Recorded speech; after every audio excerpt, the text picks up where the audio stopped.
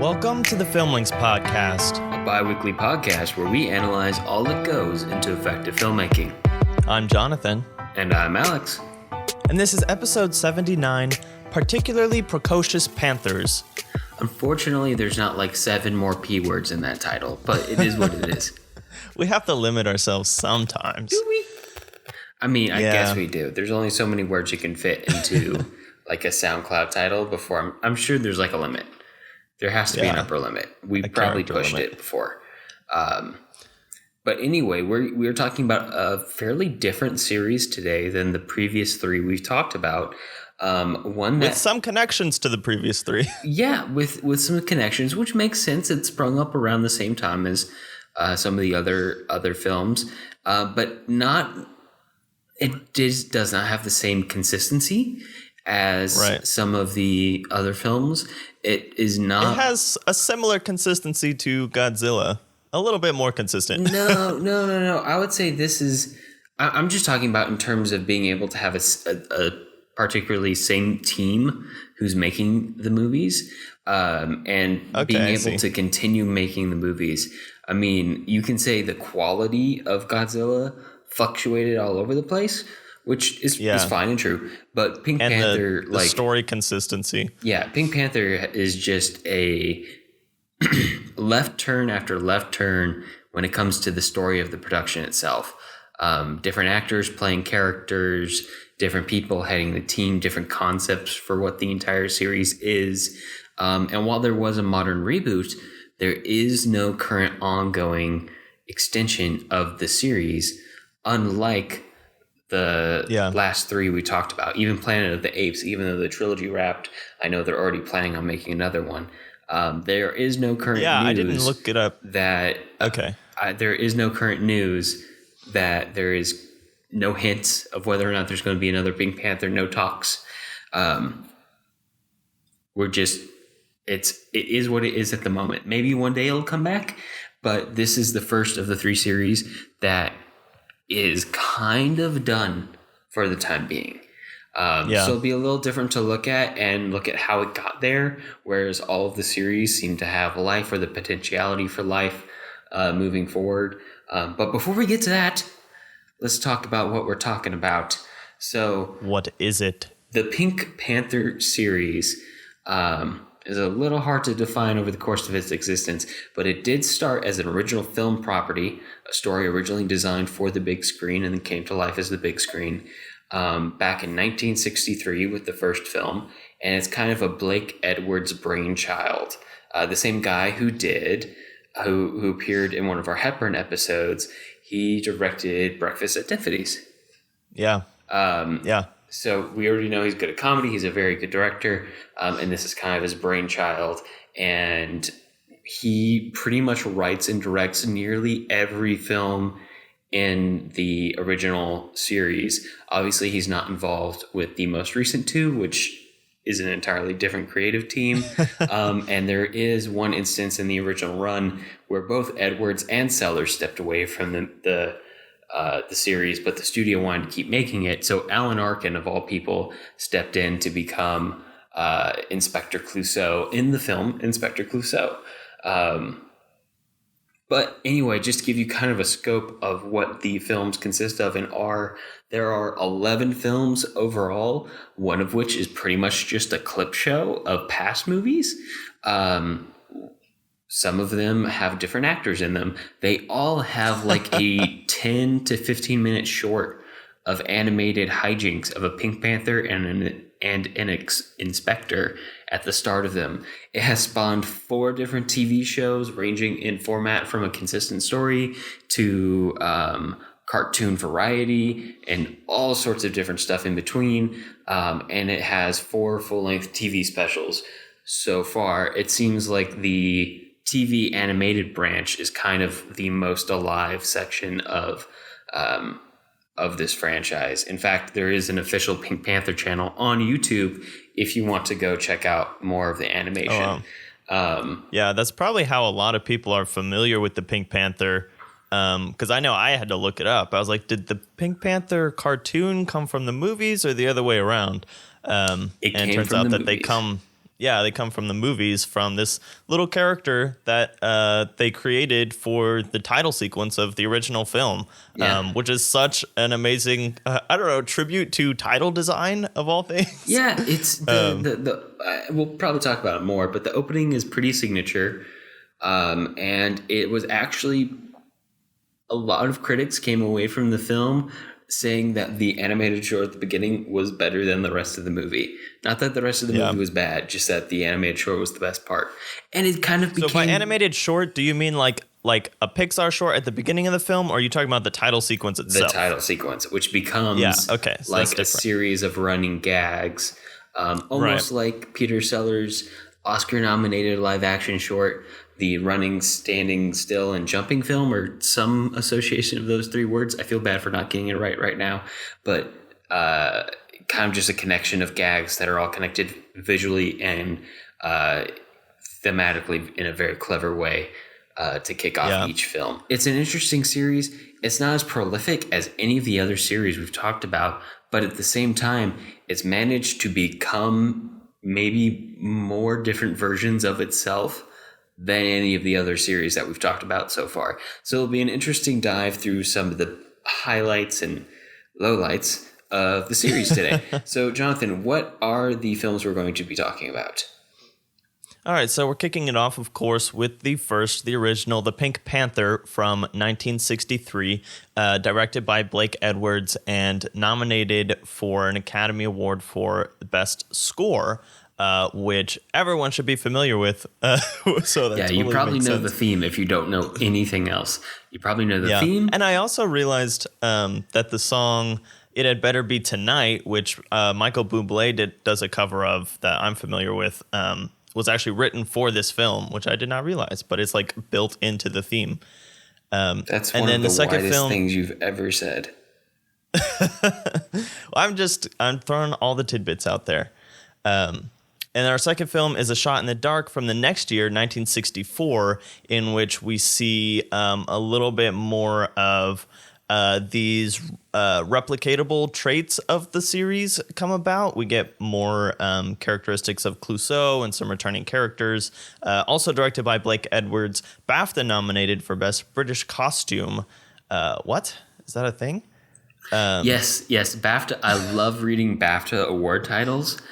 Just because they're all like kind of like overly formal and British, and obviously all the domestic films are lumped into a category, and then all foreign films are lumped into a category. And historically, America has just dominated the foreign film category more or less, especially during the early years when they were really the only country with that big of a production, that big of a distribution. Making films, So like, it's weird because a lot less in recent decades, but like foreign BAFTA is almost synonymous with American, and British BAFTA just, I don't know, British costume just sounds like a very British way to say like a t-shirt. Right. Yeah. Is that like just one person's costume? I don't know. It means best costume design. Like, it means exactly what you think it means. It's just stated in a very weird way. It just sounds weird. Yeah. I mean, and you know, the same thing holds true for the Oscars. Whenever you actually read the full title of the Oscar, you're like, oh, that's overly long and boring. Kind of like the ceremony. What? Because it's like... But don't you dare cut anything out of it.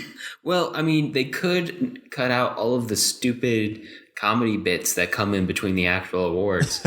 They could do it like our high school awards were done, Jonathan, where they just call your name, you get up on the stage, you get your award, and you go sit down.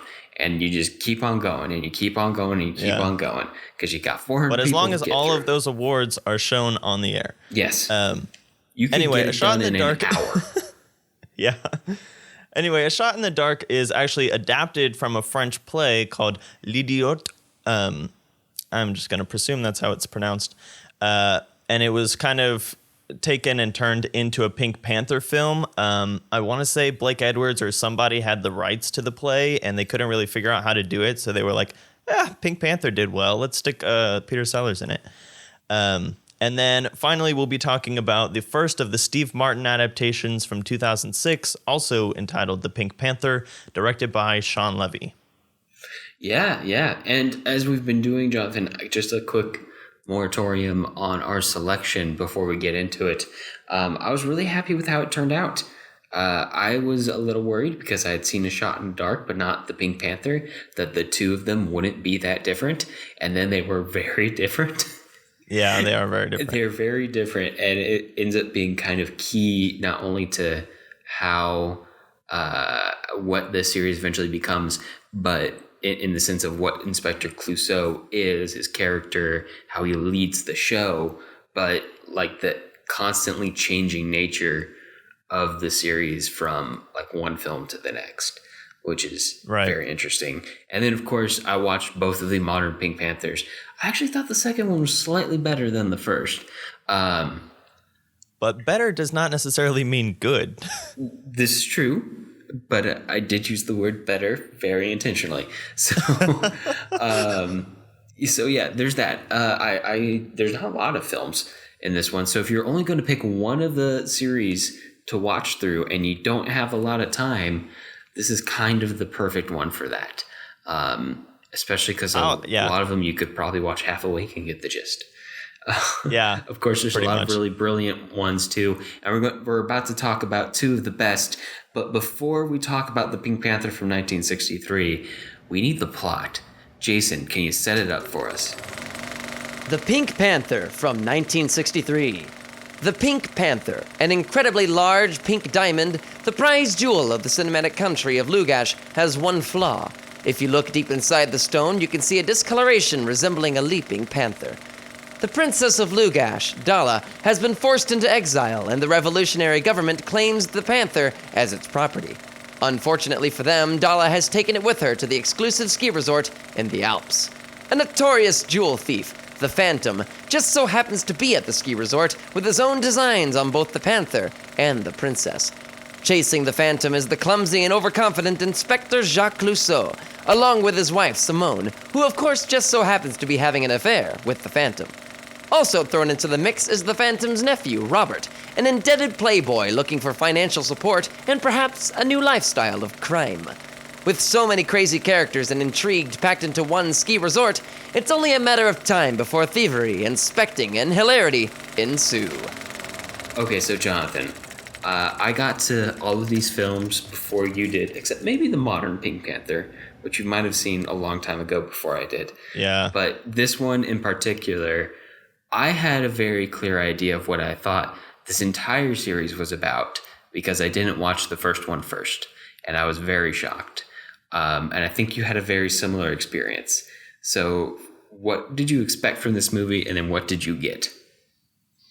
I don't know what I expected because I know we had been talking about them a little bit before, and I knew that they were going to be a little different. But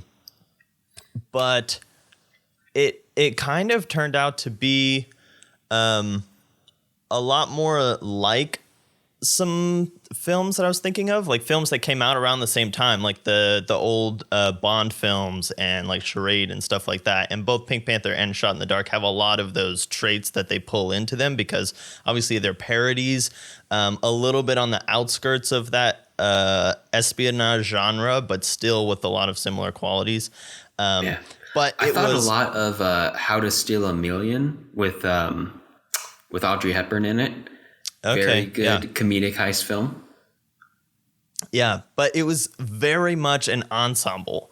And that's part of the story of this film that we're going to be talking about, as far as the fact that it was kind of supposed to be a David Niven film. So we've seen David Niven before in A Matter of Life and Death, and this was supposed to kind of be like a piece for him because he is this cad, this playboy who is who just charms every woman who's in the same room with him. He's which like becomes having part of an the affair comedy with everybody. It's ridiculous. with everybody. And Peter Sellers then comes in, and he's supposed to be just the comic relief, I guess, in this ensemble film, and ends up stealing the whole show to the extent where at the Oscars, David Niven was supposed to walk up to the Pink Panther theme song, and he had it changed and told them that was not really my movie because it ended up being so much of a Peter Sellers piece by the end, which in retrospect, like it has much less Peter Sellers in it than any of the other ones. But the scenes with Peter Sellers that are driven by Peter Sellers are so good that they're one of the main ones that you think of.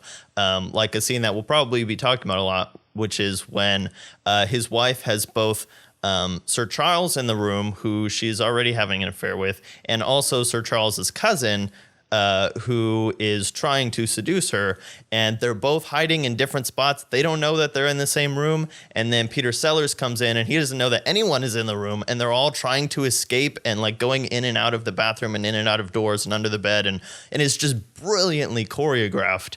But Peter Sellers takes the whole scene because he is the focal point. Yeah. I love this film and this series.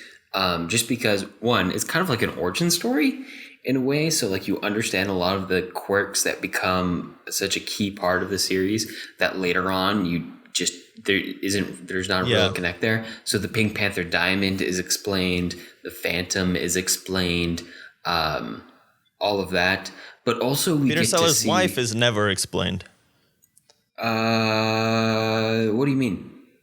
Well, I feel like, and I didn't watch all of them, but the fact that Clouseau has a wife who like cheats on him and literally sets him up to go to jail, and then just never is brought up again in the later films. Oh, she is.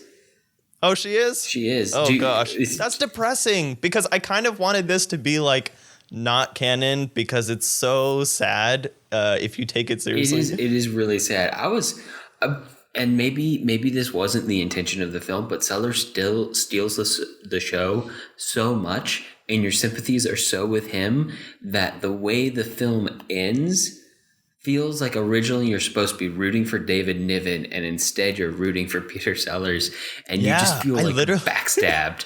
And then feel like the ending where he's driving away in the car and he realizes, oh, maybe it's gonna be all right being like this infamous stud, and they shoehorn in an explanation that eventually he'll be what wrongs there were will be righted when everything eventually comes to light in a few days, and that actually his career will be propelled forward. It feels very much like, oh man, Peter Sellers did too good of a job. We're gonna have to switch the script around here at the end in order to pull this off correctly. Which is just a real tribute to how Peter Sellers does in the film. I found this really interesting doing a little digging on this. Peter Sellers wasn't originally like a film comedian or a TV comedian. His earliest work was a lot of it was in radio. So a lot of his comedic stylings came from how he spoke. Obviously, not in this one, but later on, a big thing would be mispronouncing words, exaggerated French accent. That is one thing that surprised me about this film is that there were no accent jokes at all. There were none. That's a shot in the dark invention, which is great. Yeah, which was still like a really small part of it, and then it like kind of snowballs to the modern era where Steve Martin is just basically only famous for hamburger, which we'll talk about when we get there. Yes. That's the whole story that we're going to be talking about today. I feel like we've been able to dig up a good story on each of the super series that we've talked about so far. And I feel like this one is like it's a slow descent into hamburger. This is true. I mean, it really is. You can kind of almost blame it on how good their early success was with finding these interesting, unique things that Peter Sellers was able to do as he stole the show and just going with it.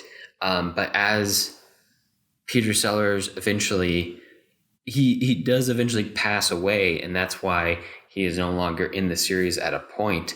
And after that, it's off the rails entirely. Yeah. And it's just people trying to rekindle that magic of Peter Sellers without having Peter Sellers there. So they're trying to copy what he can do, but they can't. So it doesn't quite work. I think Blake Edwards gets a lot of credit for these films too, because the filmmaking in them is very good. Like I was saying, the bedroom scene is incredibly well choreographed. The chase at the end through the piazza, I think, is actually a reference to Foreign Correspondent directly.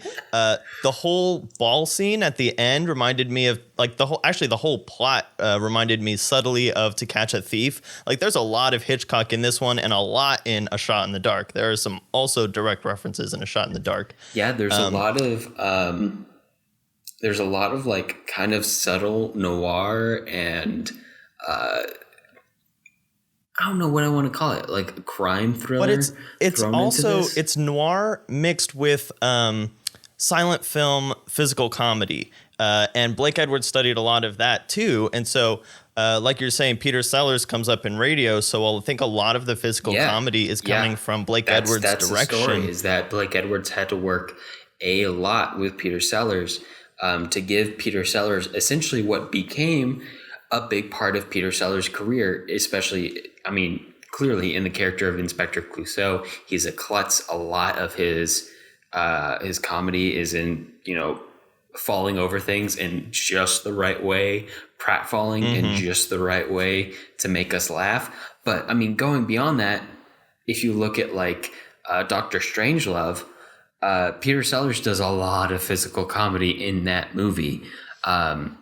He develops that with Blake Edwards here. So a lot of the and work it wasn't that goes always into like these films, a smooth sailing relationship either. There was a lot of tension throughout these films. One of the reasons there aren't so many films is because they fought a lot. They made the first two, and then they didn't want to work together, and they didn't want to work on this series anymore, so they left. And in response, the studio made Inspector Clouseau, and then they came back for several movies. They were like, and then right, they started to fight again.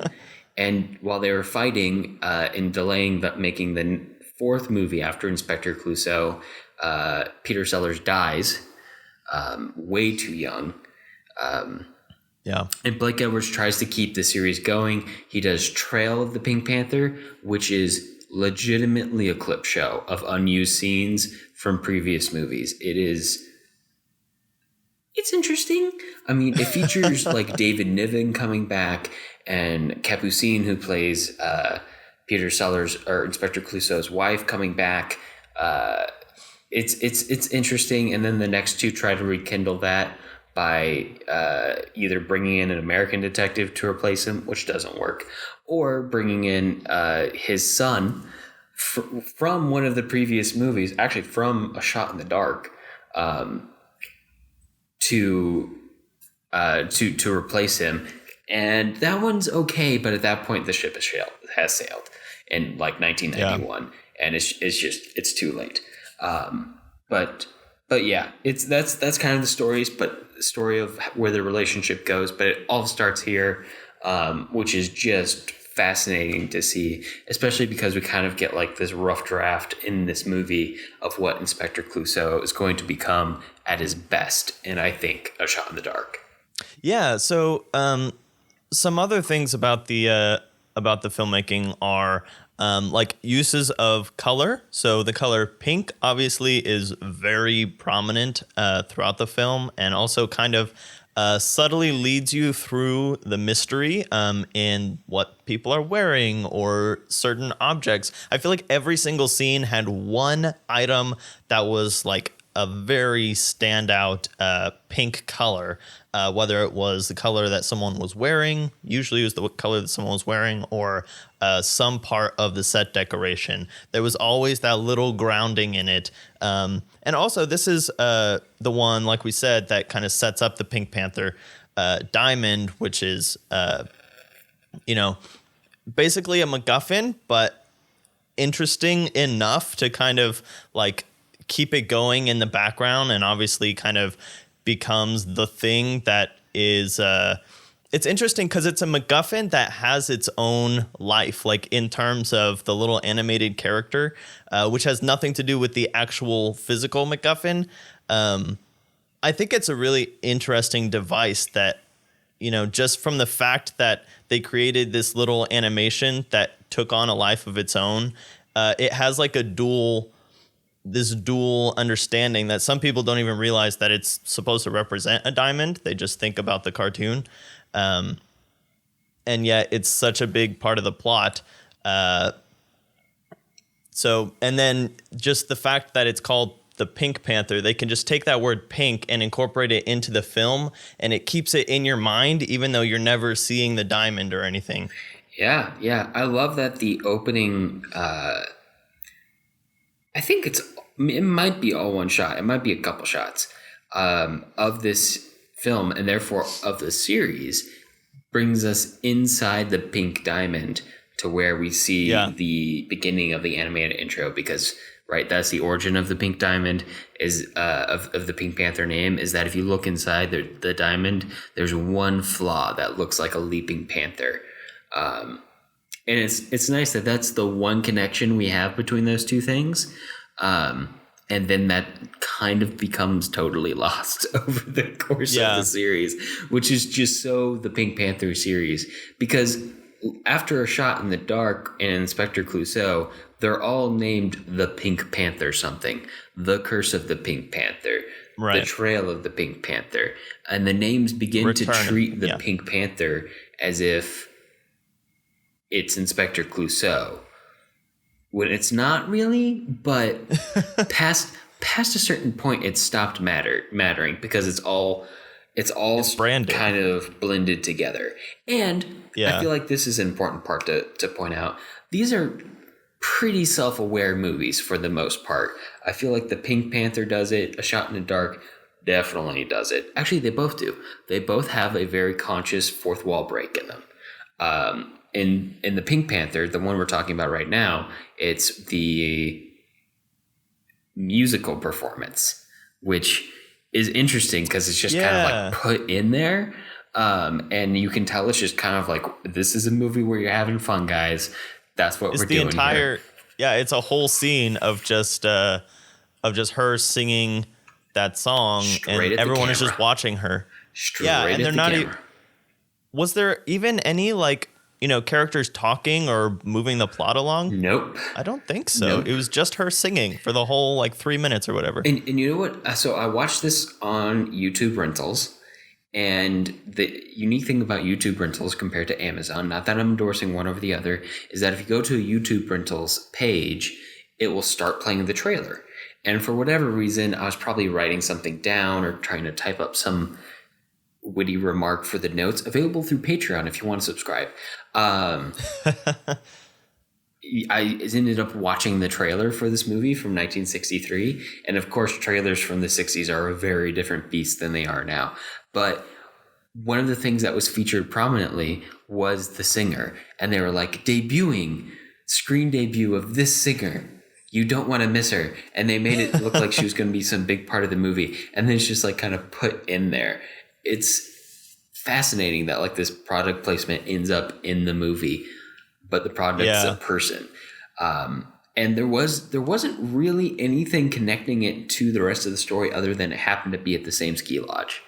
And the fact that song is woven into the theme music of the film, like I was talking about at the top of the episode. But that's still kind of like a meta thing. It's not like any kind of actual driving force of the plot. Yeah. But moments like that, and we'll talk about it in A Shot in the Dark, where there's a fourth wall break. You can tell that the way Blake Edwards is approaching this film isn't it's kind of like a nod and a wink approach to comedy. We're being way over the top, and the audience knows we're being way over the top, and we're just all gonna have fun with it, and that's okay, because that's what's funny. And a lot of his comedy in the film is not just situational comedy, but directly film related to comedy. You could only do it in the way that a film can do it. Before the epic chase scene, there's a wonderful shot sequence that I love where the Phantom and the Phantom's nephew, David Niven and David Niven's nephew in the movie, are both trying to steal the diamond. and they're both happen to be disguised as gorillas, and they're like walking around other sides of this wall and this safe that goes through the wall, trying to steal the diamond, but they think somebody else is there, and then they see each other. Oh, it's awesome. They think it's a mirror. Obviously, we all know that gag, but the way that Blake Edwards does it is frame nearly the entire thing in one long shot, where we can see half of the screen on one side of the wall, half of the screen on the other side of the wall. And it's just perfectly set up to utilize what a camera can do, what cinema can do to tell a very funny joke. That isn't it funny that two guys are in a gorilla costume, but riffs on top of that to make it even funnier. Yeah. And again, that's that gag of them kind of walking around that wall and then doing like the mirror thing is almost straight out of Chaplin or Harold Lloyd or something like that. Like, these are well thought out, tried and true jokes. And I think that it's interesting that you bring up that this film is kind of self-awarely over the top, because I feel like to an extent it is, but it's also grounded. Like, it's still trying to tell a story. It's still going from point A to point B. It has scenes where it can sit down and talk about things. I thought that the scene where David Niven is with the princess and he's trying to get her to loosen up with the champagne and stuff, which would have to be done very touchily nowadays, but I think was actually carried off like very respectably. Obviously is still kind of code era. I don't know if that applies in England and stuff, but anyway, it has like downtime where people are just talking and there's some verbal comedy, but also it's just advancing the plot. And if that's over the top for 1963, like, how far have we come to the point where the Pink Panther in 2006 is extremely over the top, but with much less of that grounding and focus on like getting the story told. It's much more all over the place. So I think if we're considering 1963 over the top, I don't know where to go from there, because we definitely go from there. Well, that's part of the problem of the series. Is that it kind of, so Blake Edwards, obviously he's very good at what he does, and he knows how to strike a balance. He knows that sometimes the best way to make something really funny is to make some of the other stuff around it really serious, so that, you know, valleys and mountains. Sometimes you need to level out the rest of the film so that the parts you really want to be funny really stick out. But obviously, the problem with trying to constantly one-up the movie beforehand is those peaks keep getting higher and the ground keeps getting higher. And sometimes I don't want to go too far in the metaphor, but sometimes the mountain collapses under the weight of itself. It's just too much. Right. Once you need to have a reference for a comedy to be funny. It can't just be something crazy, because that's just something crazy. It has to be in reference to something within your own reality, something surprising and different, in order to make you laugh and be funny. Which I don't know. I don't know why I want to throw this out there, but the first moment that I laughed out loud in this movie, there was a lot of parts where I chuckled or I smiled, but the first part where I laughed out loud watching this movie alone was when the light comes on and Peter Sellers has a violin. Oh yeah, that was hilarious. And then wasn't he trying to figure out the case, and he's like, I gotta focus, and she's like, okay, that's fine. Like, she knows that this is how he thinks, and then he just cannot play whatsoever. It's kind of like a joke on Sherlock Holmes. It is. It's a very self-aware joke. There's a lot of references to famous detectives or famous fictional detectives in these series. You'll notice in A Shot in the Dark, his assistant is named Hercule, as in Hercule Poirot. Definitely lots of very subtle stuff like that. All right, so with all that being said, let's move on to the second film where Peter Sellers takes the stage. And Jason, set that up for us. A Shot in the Dark from 1964. The maids, the valet, the millionaire, the chauffeur, the wife, the mistress. They're all cheating on one another with one another. Then one night, bang! The chauffeur ends up dead in the bedroom of the maids, Maria Gambrelli. The infamous Inspector Jacques Clouseau of the Pink Panther case is summoned to investigate. Helping him investigate are his assistant, Hercule, and his surprise attack valet, Cato. With all clues pointing to Maria and Clouseau's professional instinct having him believe that she's not the killer, the inspector's boss, Commissioner Dreyfus, removes Clouseau from the case. But as the bodies pile up, making Maria seem more and more like the murderer, Clouseau persists in proving her innocent, driving Dreyfus closer and closer to a nervous breakdown in the process. When the killer starts to turn his gun on the inspector himself, he must hurry to discover his identity before Clouseau falls victim to another shot in the dark. All right, Alex, can we talk about how amazing that opening scene is with the Oneers going back and forth on this set mansion with all the windows open, and you can see people going in and out of doors like Scooby-Doo. It was just brilliant. Yeah, it was like the entire plot of Downton Abbey shoved into one shot. Exactly. It's like people going in and out of doors with different people, obviously sneaking around, sleeping around. There's hallways. There's people opening one door, seeing someone from behind their back, and then going back in, and then they turn around. There's no one there. It was just like, it was a cartoon on film, and it was so brilliantly shot with this. I'm assuming it's a set of this mansion with all of these hallways and windows. And the camera is just panning back and forth with no cut-ins or anything like that. Just wide angles, almost like Rear Window to an extent. And just actors looking into all these their butts different off windows to get where they need to be. Yeah. It was and basically amazing. no dialogue. No, not at all. Until the gunshots. Yeah. I like that the movie opens with a literal shot in the dark. I like that the opening shot is so impressive. I mean, how could you watch the opening shot of this film and not just want to study the technique of the person who made it? It's really incredible. It's got both and you can see where it came tension, from the stage, and it's setting up so much mystery and hooking the audience so well. And it's ridiculous, like the Pink Panther, but in a satisfactorily unique way compared to the original for the first 5 minutes of the films compared. Like the original Pink Panther opens with the animated short, obviously, and then a heist. A Shot in the Dark opens with this incredible murder mystery setup, which is going to be our focus.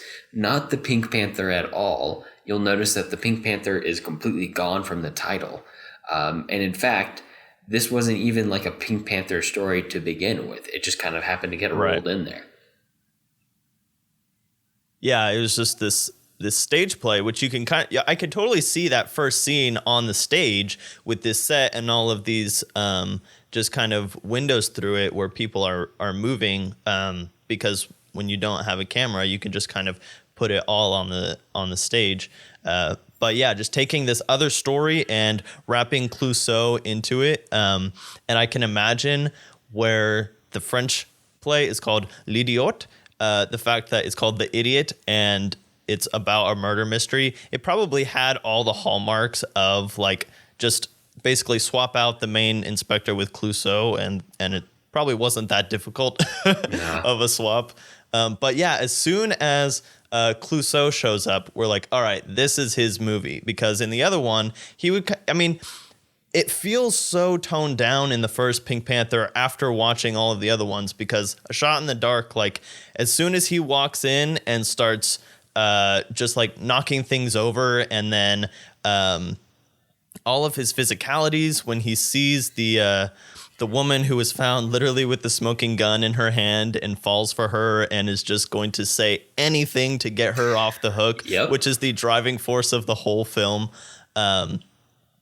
It was just so well done and so funny, and so many more small gags built in that I feel like the Pink Panther didn't have. It had really big scene things. So with, again, the bedroom scene where he's going back and forth, but that's kind of all he did was he would go back and forth from the from the bedroom to the bathroom, and people were moving all around him. But in this one, it's as he moves, he's also doing all of these little things that cause havoc. So as opposed to just being this spotlight that everyone else is trying to stay out of, he's a tornado that everywhere he moves, something falls apart or gets destroyed. And that is now the driving comedy of his character. And again, his accent is much more hyped up. And his relationship with the other characters is much more of an issue rather than their relationship with each other. Yeah. And I think this is maybe the moment. Obviously, we've talked about it, but we should mention that Peter Sellers is such a unique talent. Yeah. He's so good at both spoken and physical comedy that all of the stuff he does in here is nigh irreplicatable. Yeah, we'll just go with it. Yeah, sure. Okay. You know what I mean. He is incredible. There's very few people. There's a very short list of people who every single time they pratfall, you laugh. And Peter Sellers is on that list. Every single time he mispronounces a word, the timing is just perfect. The pitch is perfect. The deadpan is perfect. I mean, the way he plays his character, he totally believes he is that character. And the funny thing is, he's an impossible human, which is inherently frustrating, but also inherently hilarious. And also gives me a chance to talk about something that, I don't know, it's kind of opinionated. I don't know if everyone's going to agree with it, but I think is very interesting. I think the balance of Clouseau and Dreyfus, who is the put upon, frustrated, constantly having a different nervous breakdown chief inspector in charge of Clouseau, is very important to making this dynamic work. Because much like Dreyfus, Inspector Clouseau is a character who could easily not be funny and could easily be incredibly frustrating. To see the movie acknowledge it in some way and give us a sympathetic outlet for any frustration we might be feeling, just when we see somebody constantly bumbling or constantly mispronouncing things, is, I think, really important to making this work. Like, it balances the film in just the right way to make it all flow perfectly, so that even when Clouseau is being completely crazy, he still has all of our sympathy. Yeah, and he's one of the only characters that kind of acknowledges how inept Clouseau is. Kind of everyone he is investigating and stuff just kind of rolls with it. And Dreyfus is kind of like us. He's like, what are you doing? You are so stupid. Why are you even like here? And then, I mean, that obviously gets hyped way up by the end of this film, which we'll totally be talking about. But he's a perfect foil. But as far as like the hyped up physical comedy of Sellers in this film, who I thought about a lot watching this one and one of the other ones that I watched was Monsieur Hulot. And we talked about in our Jacques Tati episode this idea that Hulot is such an identifiable character in just his physical traits, his costuming, the way that he moves and walks.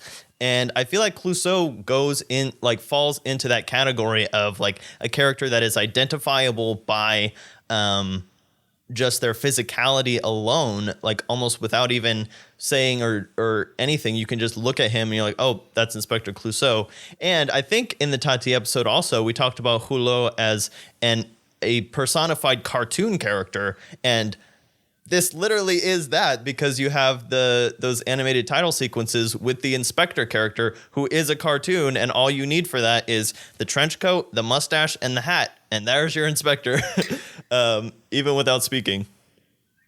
Yeah.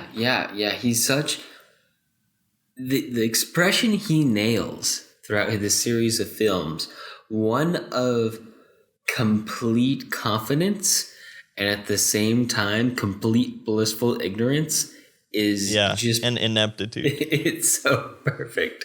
I'll never get over it. I love his performances of the Pink Panther so much. Yeah, I mean, to the point where I think I only watched the one that comes right after this, which I can't remember. Is that Revenge of the Pink Panther or something? Well, directly in the series, it is Inspector Clouseau. But if you're not going to count that one, it would be the Return of the Pink Panther. But in that one, he has this whole bit where he keeps trying to interrogate one of the characters and putting on different disguises, but she can see through them every single time. And so she kind of has that self-awareness that Dreyfuss has in this film. Yeah.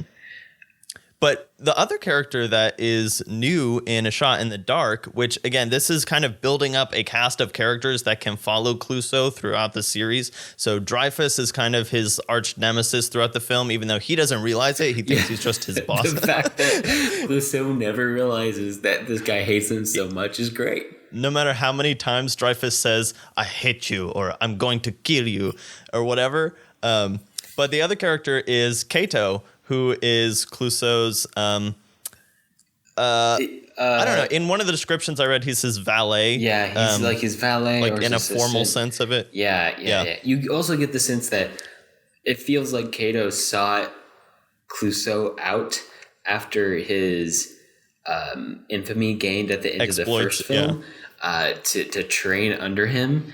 And Clouseau was like, "You could be my valet." And that's what happened. Right. But he's constantly like surprise attacking Clouseau in some way at obviously the most unopportune time. And the ways it's such a clever thing. The ways in which he attacks him over the course of the films just get better and better until Peter Sellers is no longer part of the series. And then it's okay, but not great. But he's just wonderful. And you know what, Jonathan? He is a connection to another film series that we've already talked about this year. Yeah, he's in the Bond series, but I couldn't remember exactly who he was in the Bond series. Unfortunately, he didn't play anybody super prominent. But he was in You Only Live Twice, which is the one where Sean Connery's Bond goes to, dies, in air quotes, at the start of the film, goes to Japan. He's one of the attacking soldiers in the final sequence where they're invading the base. And I believe he's in one other one, but I don't remember which. I think it's Goldfinger, but I don't remember which off the top of my head. Or who specifically he played. Yeah. Well, anyway, he is just hilarious. I mean, he doesn't even say much. Like, he's such a small part of the film, but he's very memorable because from the first time that he attacks Clouseau and then answers his phone for him, you're like, okay, so this is a dynamic of friendship, which kind of fills the void of his wife from the first film, because in all the scenes where Clouseau wasn't interacting with the other characters, he had his wife, who of course in that one was acting behind his back, so there was a lot of secret motivations. Kato just serves one purpose, which is to be this surprise. I mean, I was going to call him comic relief, but the whole film is a comedy. Yeah, no, he's not really comic relief. He's kind of a different kind of relief almost. He's like a part of Clouseau's life that's outside of the case. So speaking of you were speaking in the first film of how they still managed to keep it grounded. In a way, Kato is almost keeping Clouseau grounded throughout this film, not because he's not crazy. Everybody in this movie's crazy. It's just a crazy version of the world that we see, but he is part of Clouseau's regular life. He believes in Clouseau. He's kind of Clouseau's only support system for most of the movie. Yeah. Now, of course, his support comes extremely in the way of inconvenient. surprise attacking him all the time. Right. But he is like this part of our main character's life that exists with outside of just the main plot, which is nice because it flushes out the character. It shows that there's more going on, shows that they're complex people. And sometimes it's nice to just to put crap in there. I'm just using that as a vernacular term, for the audience to just take a break from something else. So it is relief, maybe not comic relief because it's all comic.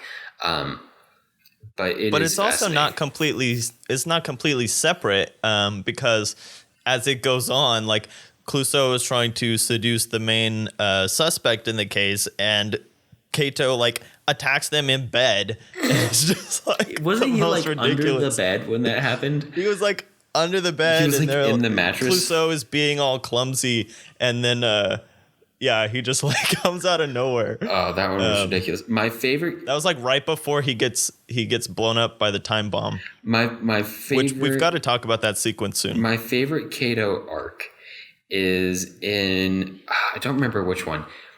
So just to put it out there, Dreyfus gets crazier and crazier as the main series run goes on.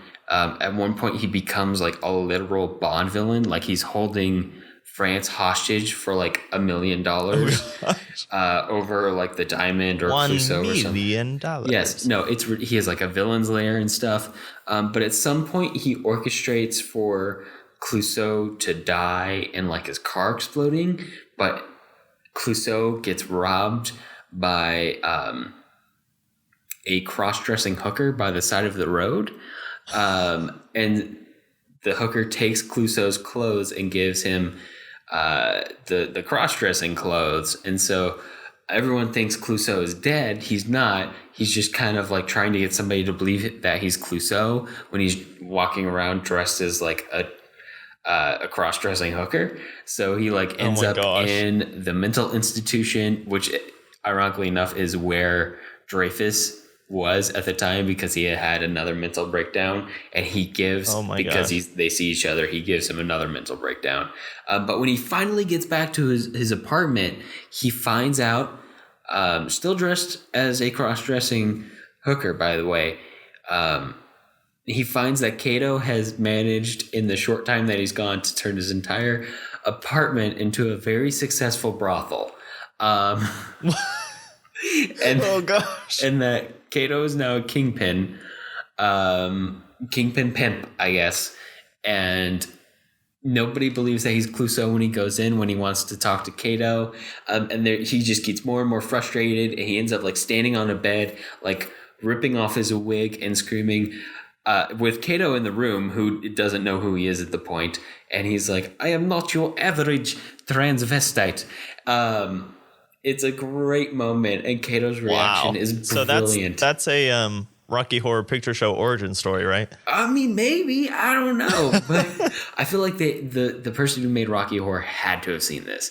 But anyway, the whole thing is brilliant. It's ridiculous. Their relationship, their kind of like unspoken, nearly undeveloped friendship, bond, mentorship deal that's going on is kind of one of the most core relationships in Clouseau's life. And even though the films never really take time to explore them, it's kind of nice to know that it exists and that's there, and that this character does have something out of just besides just being an idiot all day long. So while we're talking about Dreyfus, we have to talk about basically the entire second half of this film, where Dreyfus is so upset that Clouseau keeps getting put on this case, and is so inept. And he literally tells Clouseau that he hates him and is going to kill him. And then there's this series of scenes in which they're all shots in the dark. Right. There are attempts on Clouseau's life, to a predictable extent, where like literally every next one I was like, okay, we did a gun, we did a bomb, so next is poison, and then a stabbing, and like, even Clouseau keeps accidentally avoiding all of these murder attempts. And I must point out that the first one is a direct reference to The Man Who Knew Too Much, where this gun is coming out from behind the shadows in like the exact same shot, and he's waiting for this tap dancer to like hit loud enough that he can cover up his gunshot. So again, this is still like very self-aware and still referencing Hitchcock and other films in the same kind of genre. But it goes over and over and over again, leading up to the end, which is kind of a reverse on the Pink Panther, where everyone gangs up on Clouseau and gives him the rap. Where in this one, it was basically everyone did it, and they all drive off in Clouseau's car, which has a car bomb in it, planted by Dreyfus, and they all blow up. So everyone takes the rap for it instead of Clouseau taking the rap for it. It's the third ending of Clue. Yeah, exactly. Everyone dies, and then the main love interest or whatever still is with Clouseau, and then Kato attacks them from the pond. And of course, Kato in the pond, and of course, quick spoiler alert. Well, I just gave literally the whole ending. Well, this is for a later film. The 1990 movie, 1991 movie, the son of Pink Panther, the mother of the son of Pink Panther is the love interest from A Shot in the Dark. Yeah, that's ridiculous. I saw that in your notes. So supposedly this liaison is when Clouseau has a son and doesn't even know it. Yeah. But of course, that probably wasn't planned at the time. It feels very retrospective. I feel like a lot of the stuff, like bringing back the wife and stuff like that, where A Shot in the Dark could have set off a different series of films in which there isn't this Pink Panther brand to it, but it's just Clouseau kind of in this episodic world where things keep changing around him. And it's just reset every time. So like maybe he has a wife in one, but not in another one. If Sellers and Edwards hadn't split, and then the studio had to come up with something, and so they're like, well, we got to keep pulling in all of these things that we've already set up. Because obviously you don't with A Shot in the Dark, which is so different and yet still so successful. You could have done it a different way where you don't have to keep like, oh yeah, remember one of these movies he had a wife, or one of these movies he was in a nudist colony with this woman, so clearly they have twins now. But yeah, in A Shot in the Dark, there's this whole sequence at this nudist colony, which is just kind of like ample opportunities for hijinks. Obviously, yeah, it's like a silent comedian's dream. Like, well, yeah. I mean, maybe, I don't judge, but, all this opportunity for physical comedy and conveniently placed coverage by various objects. And facial expressions right and for comedy. Sound effects, like with the guitar. Of course. Boing! Before we move on from this film, I just want to point out this really nice format of jokes that Edwards had in this film that kind of also maybe reflects the escalating ridiculous nature of the entire series, in which you kind of have the same jokes happening, but every time they come back, it's in a slightly different way and slightly more exaggerated. So we keep having our main suspect, the love interest for Clouseau, caught at the scene of a crime, probably holding the murder weapon. It looks like she did it, and each time it happens, it's more and more ridiculous until we're at a nudist colony. We keep having Clouseau have her released from jail, and then he is waiting right outside the gate for her to go away, so he can follow her. And then of course the officer by the gate, because Clouseau is always in a more and more ridiculous disguise each time, stops him and pulls him over, and actually arrests him like each time it happens. Which is great. We with have something Clouseau hanging off of the cop car. Mm-hmm. Clouseau keeps getting arrested. The final time, obviously, for being caught in the middle of Paris with his main love interest naked in a car, not doing what you'd think they'd be doing, but just driving, trying to get away because they escaped the nudist colony. They get caught in this traffic jam. Yeah, and everybody crowds That the was car. definitely caused by that traffic cop and not by them. I mean, yeah, that part wasn't their fault, but they still got caught in it. Yeah.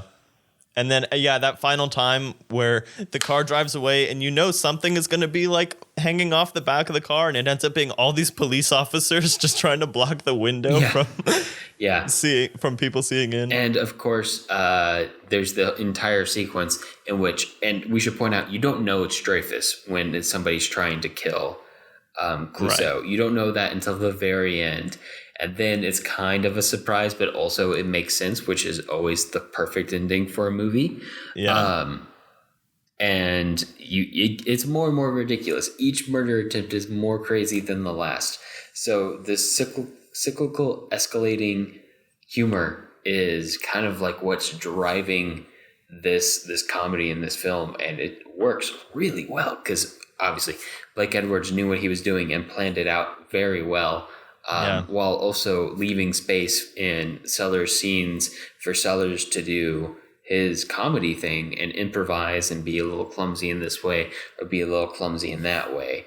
And of course, I'd be remiss if I didn't mention what I promised I'd mention, the fourth wall break, which happened during the gather all the suspects in one room and accuse somebody of the murder. In which all of these suspects start fighting with each other once they realize that they were all cheating on each other with each other, as we saw in the opening shot, tying the film together, which is important. And Clouseau is trying to get them to stop and trying to pull them away, and he gets frustrated and he turns to the camera and just shoots a very frustrated look right at the audience. Right at the part you don't expect it, you don't see it coming. You're starting to laugh, but to keep the scene from going into complete chaos, you kind of put that little button on it to keep us all laughing along with Clouseau rather than just at this chaos unfolding. Yeah, and it's interesting because the way that the quote unquote mystery is resolved, it's not like really completed. Like we get this fight where everyone realizes that they did something wrong or whatever, and then they all drive off in the car and blow up, of course. But it's like the mystery is not the point. The comedy is driving the whole film to the point where it really doesn't matter who did it. And of course, we saw like the whole thing at the beginning, so there's a little bit of mystery about who did it, but in the end, it really doesn't matter. But with that being said, this film still is focusing on telling a story. There is still a driving mystery that is leading us from one scene to the next, which is going to be important to hold on to when we talk about the next film, Pink Panther from 2006. So, Jason, set us up for that film. The Pink Panther from 2006. In this reboot, the Pink Panther diamond has its home in a giant ring owned by the French soccer team's coach, Glant. After defeating the Chinese team in sudden death overtime, Glant falls dead, and the Pink Panther diamond has vanished.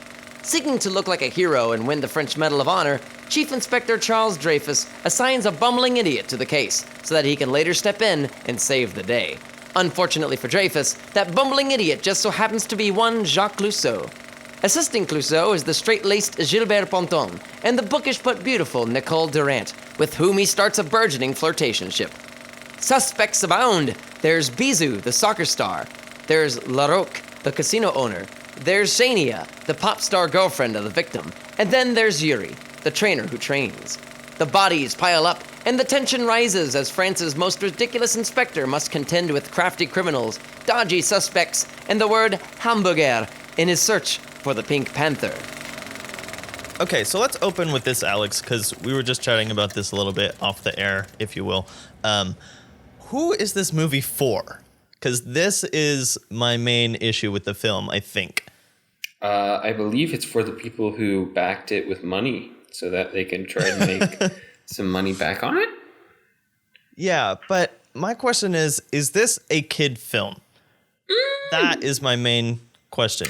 I don't know. Because it feels like it should be in the fact of how blatant some of the jokes are. Like they are literally spelled out at times so that nobody can miss what the jokes are. And then you have scenes where Clouseau is trying to take a Viagra pill and it's not working. Oh, and yeah. No, I was shocked when that scene came on. Not there are sex jokes like, that go for a long time. And not because I'm offended by sex jokes. It's just, well, we might be able to boil down the issues that this film has very simply by saying it doesn't really know where it wants to land in terms of tone or comedy style. So it kind of just hits it all, and not very consistently. It kind of swings. It makes it confusing. Yeah. So that's one problem, right? The other problem for me is that I felt and this film is rated PG, so let's keep that in mind. Yeah, I'm shocked they got a PG rating. That's the first I heard of that. That seems very weird to me that they got that Viagra joke in there with that. But okay. Anyway, so the other big thing for me with this film is that the plot, as you were talking about with the last two films, Jonathan, and I see what you're doing now, the story still works in the first two films we talked about today. Like, on paper, the story still makes sense, even if it's ridiculous, and it moves in like a decent structure. Obviously, we're not like structure Puritans here on the podcast. We're not like you have to follow the hero's journey or anything. But this plot just, it'll occasionally hit a beat, but then in between the beats, there's like a series of gags, and they're oddly spaced out and timed and paced, and some of them are funny, but some of them are just so lost in the space that you don't know what's going on. Like we were talking about earlier, like the comedy needs context in which to function. Yeah, so I would put it this way. I think that in the first two films, the comedy is a result of the plot. And in this film, it feels more like the plot is a slave of the comedy. So whatever joke like they feel like needs to come up, they will adjust the plot to fit it. So I think the clearest example of that in this film is the diction lesson, which is probably the most memorable part of the film with the whole hamburger. That was the entire bit. That was the entire marketing campaign right there. Pretty much, or at least it's the only thing that anybody remembers. But it has nothing to do with anything. It's, we have to go to America, so which means I have to speak exactly like an American. And so he has this whole diction lesson, and then it's never referenced again. He doesn't even try to speak American after that. And it's like, because jokes like that have been done. I mean, Singing in the Rain has a whole diction scene, for Pete's sake, and it's hilarious, but it makes sense, and it's like a running thing throughout the film. This is just like thrown in there because we have accent jokes, so let's have him try to lose his accent. And to be fair, Steve Martin does very good with all of the physical comedy and stuff like that. It's just that the script and the story are so, like, they don't know what they are. That's what we're talking about. The first two films are, they know what they are, they know what they're referencing and all of that. This one feels like it's supposed to be a kid's film, but with also enough adult humor. But the problem with the adult humor, because the first two obviously have like sex and adultery jokes and stuff like that, but they're adult films. This one is like a kid's film that is trying to fit those same kinds of things in it, but they just felt very cringy because I was thinking about the audience, and it's like, that's not what the audience is for this film. You can't have one joke that is I've never had a hamburger because it's a disgusting American food. And then he falls in love with it, which is like the most low-hanging fruit America joke. And then also have a Viagra joke at the same time. Like, one of those is for kids, it's very easy to understand. And one of those is clearly for adults, and you're driving an entire scene based on it. Yeah. So Peter Sellers, the films with Peter Sellers, the two we already talked about, the joy of the film was often seeing this ridiculous character react to certain ridiculous circumstances, and being forced to react in certain ways as those circumstances developed. And we don't really have that in this one, right? Like the driver of the action, much like you were saying, Jonathan, is not really the plot. Like it feels like every 5 to 10 minutes in this film, they're like, "Oh yeah, we should probably move that story along, huh?" Yeah. So let's beat. Let's do something with it, and then they kind of just goof around with hamburgers for the rest of the 5 to 10 minutes before they need to hit another beat, and then they do it again, which is just unfortunate because I like Steve Martin a lot. I feel like he doesn't do a terrible job performing this character. It's just that he's kind of lost in the wilderness of this open sandbox of a film that isn't structured enough, not even like poorly, just there's not enough bones for his meat to hang off of, so to speak. So I feel like the entire cast of this film was overqualified. You have Beyonce, you have the guy from Leon the Professional, you have friggin' Jason Statham in here. Like everyone in this film is incredibly good actors, and they're given nothing to work with. Yeah. There's a lot of parts of this film that are actually quite good. I mean, I thought the cinematography was really quite impressive throughout this entire film. Yeah. I mean, I pull a lot of stills for this podcast, and this was one of the ones where I had a hard time. Check out our Instagram at the Filmlings on Instagram. Yeah, consider supporting us at the Filmlings on Patreon.com. Patreon.com/thefilmlings. That's probably it, right? Anyway, I think that is it. Yeah. Sweet. But yeah, it was kind of hard to pick stills for this one because they were all really good. They were all really high quality stills, all really high quality jokes. Well, not all real high quality jokes, but a lot of the visual humor was really good. Like high quality comedians. Parts of it were really encouraging. There was a sequence at the beginning where Steve Martin is accusing random things as he bursts through a door, which is actually like a really nice tight joke. It happens in a set of 3, with increasing ridiculousness as to what's on the other side of the door. The only thing that kind of subtracts from that joke is that we have like this kind of weird, overlong, meandering voiceover at the top of the film that you're not really sure where it's going. And eventually rolls into the plot. But like there's a lot of exposition they roll into that voiceover right at the start before they get into it, which is weird because I thought Suicide Squad invented that. It doesn't even do that great of a job of establishing the relationship between Dreyfus and Clouseau. He kind of just says it all straightforwardly, and then Clouseau comes into his office and he gets kind of annoyed with him. And in this one, rather than Clouseau being put on the case by someone within the case that's trying to slow down the investigation, Dreyfus himself is putting Clouseau on this case to try and slow down the investigation so that he can solve it. And he has this weird, like, racist thing going on. I don't really understand where that comes from. But another thing that I kind of doesn't make any sense in this film. I'm not saying it's a ridiculous plan. Like, Bond villain Dreyfus from like Revenge of the Pink Panther has a ridiculous plan, but I get what he's doing. Well, in this one, I would kind of put it on the level of the logic of the 60s Batman kind of a thing, where he's like, there was Chinese poison, there was Chinese people at the thing, somebody went to China.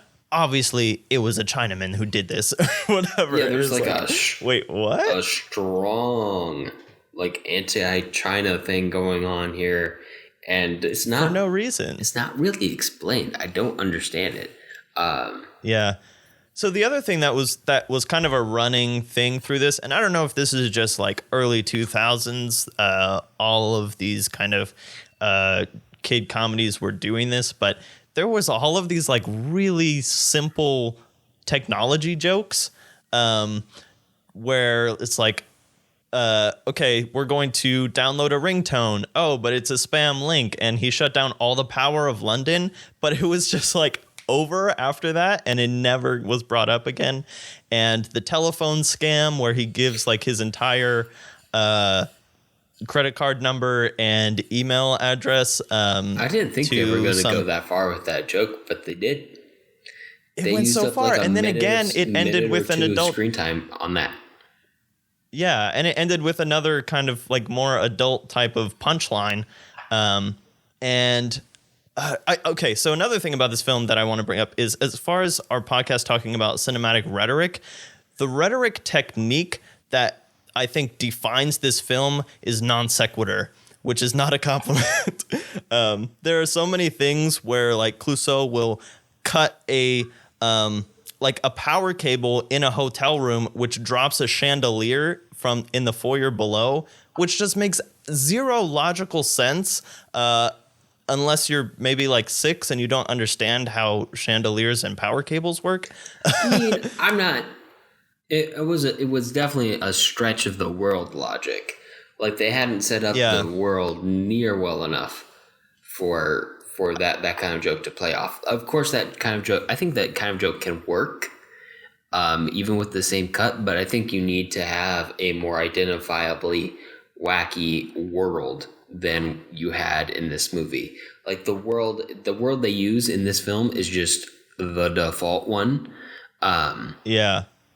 With maybe like a nice color grade put over it, but it's pretty much your standard world. So you'd expect standard things to happen in it. So when things that are so completely out of the realm of existence actually happen, and not even regularly, but just kind of sporadically here and there for this joke or that joke as it seems to become necessary, it feels more...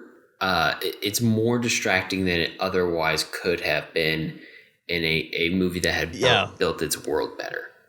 I think distracting is a good word, because I was just like, wait, but what is like, am I supposed to believe that happened, or am I just supposed to accept that a kid is supposed to believe that happened, like for some of this stuff? But again, that's this tone inconsistency that I just did not understand between these really simple jokes and these really not kid-friendly jokes.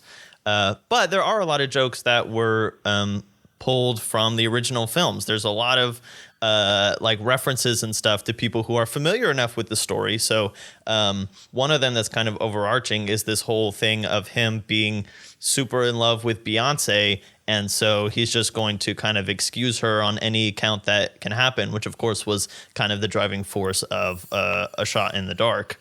Yeah. There's a lot of references back to the original film in this one. And they're all ones that most of them aren't harped on, which is nice. That's kind of like a subtle thing. Some of them are way too crazy. I thought obviously the globe is a reference to the very first scene that Peter Sellers is in the original Pink Panther, in which he knocks over a globe. Of course, they kind of tried to, much like the entire series, they tried to one-up it by having the globe roll down the stairs and hurt somebody at the bottom of it in this big exaggerated... And it actually comes up later in the film. So they actually do some of, at least some basic setup and payoff stuff, where... And I think that the climax of the film did a fairly good job with this, of bringing up stuff like... the Chinese lady who's speaking Chinese, and you just think that Clouseau doesn't understand it, but it turns out that he actually did. That could have worked. I could have got on board with that if I was more on board with the film as a whole. Yeah, right. Like I imagine that setup, that plot point could have worked a lot better in an entire film that was set up a lot better. A couple other things that were references back to old films. Of course, there's many more that I missed or just didn't have time to note, but there's a point where he gets his hand stuck in an antique jug, which is something that definitely happens in the original Pink Panther, and he has to have somebody help him remove it from the jug. Then of course there's Dreyfus ending up in a hospital bed because of Clouseau, which happens so many times in the original movies. It's ridiculous. It happens 2 or 3 times in some of the movies. I think in the Son of Pink Panther it happens 4 times. Yeah, and something we didn't mention about the first one, or not the first one with Dreyfuss, A Shot in the Dark, is that most of the times that happens, it's Dreyfuss hurting himself and not directly a cause of Clouseau. It's because he's so frustrated with Clouseau that like he cuts his finger off with his little cigar chopper, or he shoots his nose off in one of the other ones, and stuff like that. But it's not usually a direct cause from Clouseau. In this one, there are some definitely direct, like Clouseau hitting him or doing something that causes pain to him. But yeah, this film was kind of a trip. It felt like it. Man, I don't even know what it felt like. It felt like it was trying really hard, and it just kind of did not pick a side one way or the other, whether it was going to be a kid's film or an adult film, or whether it was like kind of I don't know, just like a comedy driven thing or like actually mystery driven. I don't know. And of course there was a Beyonce dancing number, which was kind of like the first one. Yeah, I mean, it kind of makes sense. Like in the first one, we had that whole singing number.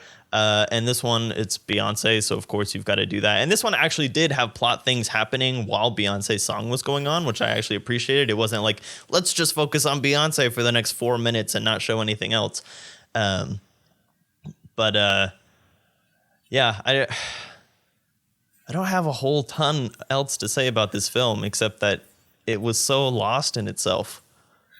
Yeah, it happens. It happens. Not every reboot is going to be a successful reboot. I would argue that most of them aren't.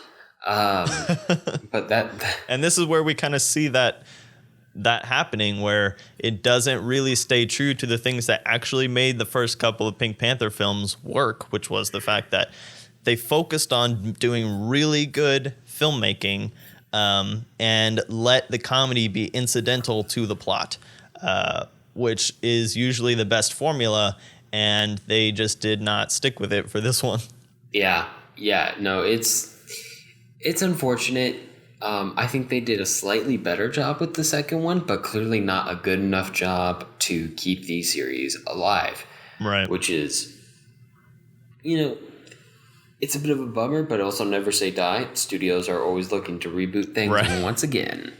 So just stay tuned. I'm sure one day they might just reboot it again for you. So keep an eye on it. In the meantime, Jonathan, do you want to go to overall notes? Yeah, let's do it. So this one is a really interesting example of, as opposed to all of our other films, this one is fairly episodic. So similar to Bond or Godzilla, where like Godzilla or James Bond is the cornerstone of the film, and that's what we're going to do. And as long as we have that character there, we can kind of be really liberal with the rest of it. But that's not actually what this is kind of a series that gradually turns into that. As we saw, it kind of starts as this ensemble that was just supposed to be like a quirky British comedy kind of thing. And then one aspect of it just blew up and took over, and then became this brand and did really well for a while until it got greedy and kept trying to do it when it didn't have all of the pieces like Peter Sellers. And so it just relied on reference and branding and stuff to keep going, and just kind of lost its footing and faltered somewhere near the end. Yeah, it's kind of it's not the best way. It's not what you hope for a series, especially one that has flashes of brilliance that you really, really enjoy. But also, it's worth studying because aiming for the end result without going for the core material of what makes something good, doing the foundational work of what makes something good, is an incredibly common mistake across many different artistic genres and mediums that I've seen a lot of people make and heard about a lot of people making. And it's a very easy pitfall to fall into, to chip away at the substance of something all in service of the shiny varnish of that thing, which is sad and ultimately self-destructive because a hollow shell of varnish will just crack and crumble. So you need that substance. That metaphor held up pretty darn well. I didn't really know where I was going with it, but sometimes it just works, which is how writing works. And sometimes you write something and it's good and you keep it, and sometimes you write something and it's bad and you should throw it away. And I think we saw a script today that maybe should have been revised. Couple more times. Not that rebooting the Pink Panther is a bad idea. It's just to really honor something and really reboot it right, you have to really be able to understand it. And so far, throughout the Super Series or series, I don't even know what we're calling it anymore. We've definitely seen a lot of reboots that did just that and understood really well what came before, and not just trying to copy it, but understanding what made it valuable and aiming to do that at the foundational level, and then having the result echo in the same manner, which is and really thinking nice. About it, it's interesting that although all of our series that we've talked about have missteps and falters and parts that are obviously better than others, I think this is the only one that's kind of ends worse than it began. Godzilla maybe, but I think even Shin Godzilla kind of brings it supersedes a lot of the low points of the film, of the series. Planet of the Apes ends on a high note with this reboot. The Bond films kind of reevaluated themselves and picked their heads back up again. And this is the only one that has not really hit again. Like, there's still a potential that this will keep going, but this is one that kind of just petered off and never was able to revive itself in a way that was introspective and self-knowing enough to know what needed to be changed and know how to get back to the heart of what it is. And so I think that this one is the cautionary tale in our series of series, in that, like, if you can't ever find what it was that, if you don't understand what it was that made your series successful in the beginning, then you're kind of just gonna peter off and turn into being known by and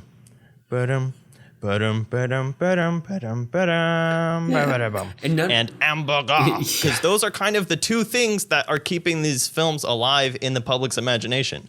Yeah, and none of that is to say that the original few really, really good films aren't worth watching or enjoyable or worth studying. It's just to say that, well, maybe being a serious series is hard, and it really is significant when something can even go for 11 films or 12 films or 9 films like Planet of the Apes. Or, forbid 37, 39, 40-something films like Godzilla. It really is impressive when something can go even for more than 3. So everything that we've looked so far over the past 4 weeks has been way more than 4 weeks, 2 months, has been significant in cinema history and in successful ways to build a franchise. But to your point, Jonathan, we've also learned a lot about how not to run a franchise. Yeah. Because while we've seen high points in a lot of the series that have continued on past the at least temporary demise of the Pink Panther, then they've all had their own pitfalls. They've all had their own low points. They've all had their own ridiculous things. They've all had their own ice castle from Tomorrow Never Dies. They've all had their own mistakes, and they've all bounced back. Mark Wahlberg's. So maybe that's possible for the Pink Panther. Never say die. But also, to some extent, there are so many franchises out right now and going and keep going that, if one of them kind of falls by the wayside and we can just go back to the original films and watch those and don't have any more new ones coming out, that might not be a bad thing either. No. Yeah, most films are never ever going to have a sequel, and that's okay. Yeah. If you get good films out of a series, that's wonderful. Couple other things to talk about before we call it a day on this topic, Jonathan. One is something that I noticed that I'd like to bring up, especially because I do it professionally, and that is color. And not just the color pink, but overall tone of color. Especially watching not even the Pink Panther from 2006, although I did notice it there, but its sequel, the Pink Panther 2, is that the dynamic that developed in the 50s, color for comedy and black and white for drama, does still hold up for today, but in a way, in a much more subtle way. It tends to be that comedies are much more saturated, much more color, and that dramas tend to have some kind of desaturation run on them to make them look a little more serious, a little more like that dichotomy that worked its way into the industry in the 1940s and the 1950s and the 1960s, and it's just never worked its way out. Yeah, and this is something that I learned about in film school for cinematography, which is that comedies are lit very flatly. And what that means is that there's not a lot of shadows. There's light coming in from all around so that everything can be seen clearly, because oftentimes with comedy you have everything in the scene can be a focus. So you just kind of light everything well so that whatever the comedy focuses on can be seen and observed, whereas in more dramatic films you want a lot more contrast and differences within the lighting so that there's more shadows on people's faces. You can adjust the shadows and put very specific focus on specific things to either drive the theme or kind of obscure the motives of people and stuff like that. And sometimes comedies will use those very dramatic lightings and stuff like that, but it's usually used in reference to dramatic films. So yeah, when you have so much light in a scene, then the focus is driven a lot on the way that the color is used and stuff like that. And it's usually not driven by the color of the lighting and stuff like that. I think most of these were pretty well balanced. There wasn't a lot of really orange or warm scenes. And there wasn't a lot of really blue and dark scenes. Because that's just the way it's just easier to kind of put the comedy out there, especially in the newer films. In some of the older ones, they did A Shot in the Dark, and even the original Pink Panther to some extent, but very much in A Shot in the Dark, there was a lot of that very dark looking, very contrasty lighting, because they were doing much more direct referencing to film noir.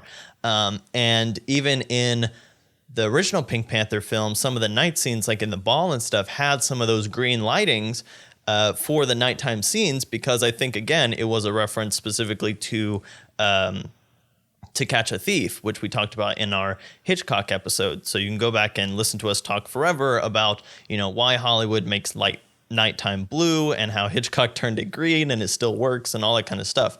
But yeah, that is a very interesting thing that, if you're paying attention to it, comedy is almost always lit very differently than any kind of dramatic film. And so the colors play a lot into that. So one other thing, as right before we move on, because this is the wrap up to our series, is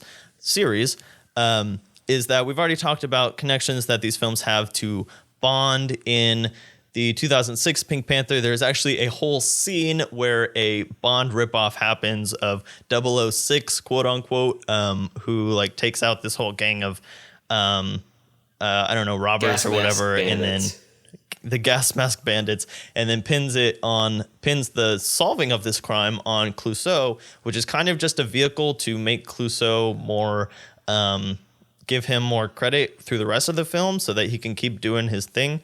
But it's kind of fun, and it it throws a reference to one of our other series that we've talked about. But Alex, there is a fairly a slightly tenuous connection to the Planet of the Apes films with these films, and I want to know if you are aware of what that is. Is it that they dressed up as gorillas in that one film? No, but I'll give it to you. But actually, Blake Edwards was originally booked to direct the original Planet of the Apes film around the same time that Rod Serling was on the project, also working on the script, and both of them ended up falling away from the project while it was kind of in development hell. That would have been a very interesting take on Planet of the Apes if Blake Edwards had actually gone through with it and directed the film. It would be very different. I'm kind of glad they stuck with their respective series. Yeah, I wonder if it would have started off closer to Tim Burton's Planet of the Apes, because Blake Edwards is such a good comedy director. Maybe, but Tim Burton's Planet of the Apes falls into the same referential trap that Pink Panther 2006 does. Yeah, it's true. And they weren't that far apart from each other either. So there are different eras of film history, and I think it's interesting that all of these films, I think the original Planet of the Apes was 1968, and the original Godzilla was 1954. So those are the extremes, but still the starting of all of our series are, within those 2 decades, and then they kind of run consecutively with each other to some extent or another. So we're seeing the development of very different properties over roughly the same span of history, which I think is a really interesting thing to look at, as opposed to a lot of very modern film series, which we definitely may talk about at some point, like the Avengers and stuff like that. But those all took place in a very different era of film history. These are all like the constant that these film series share is the slice of film history that they all encompass and fall into. And so to see how different these franchises can be done and redone within the same span of time is very interesting. Yes, it is. But unfortunately, that is all there is of the Serious series that we will be talking about thematically, at least for, I'm sure we'll make references back. Everybody does, but that'll be all for the main run of the Serious series. But next we'll be talking about something quite different from a long-range series, something much more focused. We will be talking about an actor. I don't know if this is our first actor-based episode? It is. We've considered doing actor-based episodes before, but I don't think we've ever actually, unless you count the Hepburns. Hepburn versus Hepburn is kind of our own beef that we've been settling. But this is focusing in on not just one actor, but maybe the height of his career during the 60s of Sidney Poitier. We're going to cover A Raisin in the Sun from 1961, A Patch of Blue from 1965, In the Heat of the Night from 1967. He was an actor who dealt with a lot of the racial tension of the 1960s, the changing times here in America. And of course, we can't actually say was, because he's still alive. He is 91 years old. Oh, I didn't realize he's still alive. That's awesome. I'm actually listening to his book right now on Audible. Not a sponsor, although one can dream. I highly recommend it. It is an incredible book. It is called The Measure of a Man, and it's narrated by, of course, himself, because he has an incredible voice. And Poitier is one of those guys who just came about at the right time and had the right talent and was just so incredible and managed, of course, to smash a bunch of barriers in the film industry and create potential future paths for many of the African American and all sorts of people of color actors who came after him. He was the first African American to win the Best Actor award, although you'll notice he was nominated many times and snubbed, and even snubbed on nominations quite a few times for films that he probably should have won for. But of course, we'll talk about all of that and much, much more next time on the podcast. For now, thank you so much for listening to the Serious Series. It's been great talking to all of you guys about it. It's been a real joy. But of course, there is a bit more to discuss before this audio file runs out, isn't there, Jonathan? Yeah, so a couple housekeeping things. Once again, as we keep bringing up, we have Patreon and we have a Ko-Fi coffee account. As we've established, that's just how we're going to say it from now on. So if you would like to support the show and keep the information flowing and also go a little bit behind the scenes, you can support us on those sites. And a little bit of a heads up for the Patreon, we are actually going to be running a poll this week as this episode comes out. So go there and check that out, because right now we only have a very few people on Patreon. And if you would like to participate in our polls and dictate what we're going to be talking about in a couple episodes, then you can go in there and make your voice heard. And the polls are just the first tier. So all you have to do is subscribe for $1 a month and you will be able to contribute to that poll. And then also on the Patreon podcast, on the bonus podcast, which is at the $5 tier, we will be talking about in our next episode the new release of M. Night Shyamalan's Glass. So if you are interested in the Unbreakable Split Glass trilogy and would like to hear our thoughts about that, something that's newer, maybe you saw in the last couple of weeks. On the film while I try not to fall asleep. It's not a knock on the film, it's just very late for me. Yeah, we're at one of our extreme recording times where it's early for me and late for Alex. That's about all the time we have for this episode. If you have movie suggestions for us or just want to reach out, I can be found on Twitter at JSSatchel. And I'm at Alex Geringer. And I'm at ZBlueJ 1994. And to find links to things that we talked about today, you can view them on the blog at thefilmlinks.com. If you like the show, let us know. Leave us a review on iTunes so other people will know what we're all about. We definitely appreciate it. Talk to you next time. All right, see ya.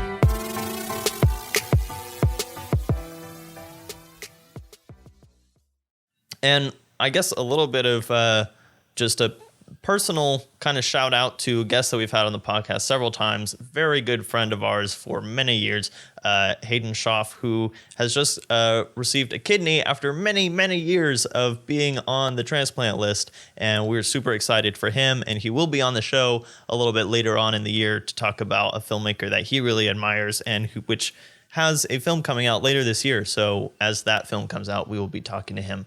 And I'm just going to leave it at a little bit of a mystery there. Hashtag we're super excited the kidney lings. Brand everything, Jonathan.